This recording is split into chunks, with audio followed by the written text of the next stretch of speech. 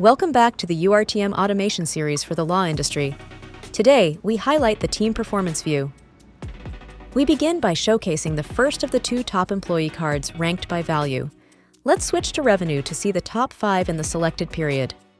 We quickly adjust the date range to year to date and shift to the second top 5 card and rank by utilization, showcasing the top performers by the selected rate.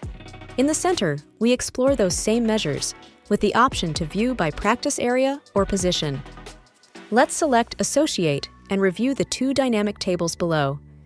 We set the left table to corporate law, providing a detailed breakdown by employee or matter. Then we turn on the Compare feature and set the right table to family law.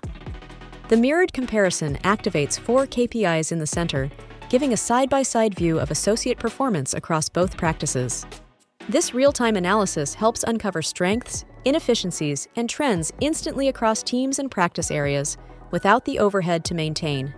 To see what else this view can do or to get in touch, visit our website at urtmsolutions.com.